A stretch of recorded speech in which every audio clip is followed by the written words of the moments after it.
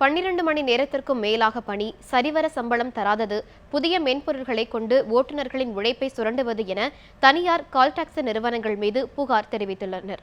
இதுகுறித்த செய்தி தொகுப்பை இப்போது பார்க்கலாம். நகரங்களில் தினசரி போக்குவரத்து என்பது சவாலாக மாறியுள்ள நிலையில் சில நொடிகளில் கால் டாக்ஸியை புக் செய்து பயணத்தை தொடங்குவது என்பது பலருக்கு எளிதாக உள்ளது. ஆனால் ஓட்டுநர்களுக்கு இதில் பல சிக்கல்கள் உள்ளதாக கூறுகின்றனர் ஓட்டுநர்கள். ஒரு நாளைக்கு 18 ரைட்ஸ் எடுக்கணும், 20 ரைட்ஸ் எடுக்கணுன்றாங்க. பிஸ்னஸ் கேரண்டி பார்த்தீங்கன்னா 6000 rupeesனா 18 ரைட்ஸ் எடுக்கிறதுக்கு ரொம்ப டஃப்பான ஒன்று. ஒரு ரைடு எடுக்கிறதுக்கு 1 hour ஆகும். கஸ்டமர் வர்றதுக்கு ஒரு 10 minutes ஆகும். ரைடில் போகிறதுக்கு ஒரு 1 hour ஆகும். கஸ்டமர் ட்ராப் ஆனதுக்கப்புறம் இன்னொரு ரைடு எடுத்து ஒரு 10 to 15 minutes, ½ hour கூட ஆகலாம். இப்படி இருக்கும்போது நாங்கள் அந்த மேக்ஸிமம் ரைடை கம்ப்ளீட் பண்ண முடியாது. பல மணி நேரங்கள் தொடர்ந்து ஓட்டுவதால் தங்களுக்கு உடல் நலம் பாதிக்கப்படுவதாகவும் அவர்கள் கூறுகின்றனர்.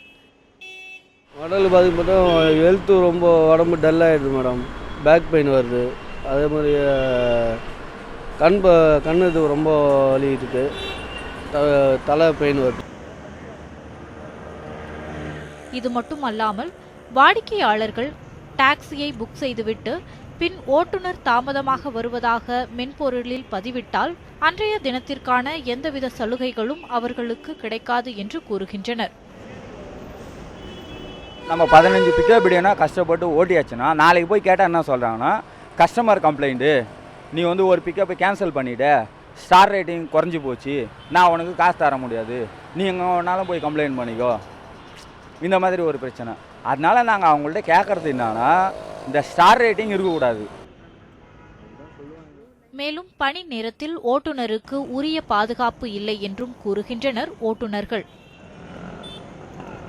பாதுகாப்புனா என்ன? யாரோ ஒரு கஸ்டமர் வண்டியில் வராங்க, யாரோ ஒரு கஸ்டமர் போனாங்க, எங்களை போகிற வழியில் எங்ககிட்ட இருக்க கொஞ்சம் சொற்பமான அளவில் பணத்தையும் எங்களோட டிவைஸையும் எங்களுடைய திங்ஸையும் அடிச்சுட்டு போனால் கூட கொஞ்ச நாளுக்கு முன்னாடி நாவலூரில் ஒரு பிரச்சனை நடந்திருக்கு.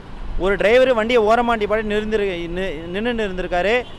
அந்த டிரைவரை அங்கே இருந்த ஒரு லோக்கல் கும்பல் அந்த டிரைவரை எங்களுடைய நிறுவனத்தை சேர்ந்த எங்களோட பணிபுரிய ஒரு டிரைவரை அந்த 2 அடியாட்கள் அடித்து அவுட் இருந்த டிவைஸு பணம் கொண்டு பிடுங்கிட்டு போயிட்டாங்க.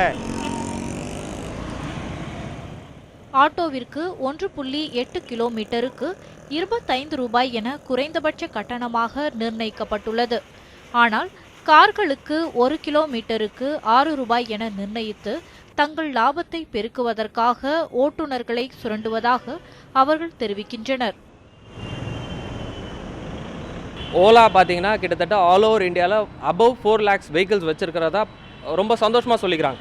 பட் ஆனால் எனக்கு தெரிஞ்ச வரைக்கும் 35,000 எம்ப்ளாயிஸ் இருந்தால் பெரிய விஷயம். இதனால் என்ன ஆகுதுன்னா, டிரைவர்ஸ்க்கு ப்ராப்பர் சப்போர்ட் கிடைக்க மாட்டேங்குது.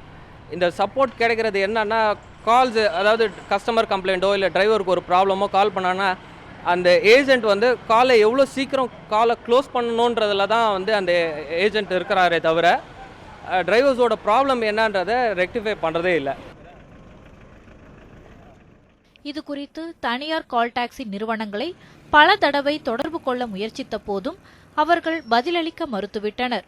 வாடிக்கையாளர்களுக்கு குறைந்த கட்டணத்தில் பயணம் மேற்கொள்வது எளிதாக இருந்தாலும் கால் டாக்ஸிக்கான குறைந்த கட்டணத்தை அரசு நிர்ணயிக்க முன்வர வேண்டும் என்பது பலரின் கோரிக்கையாக உள்ளது.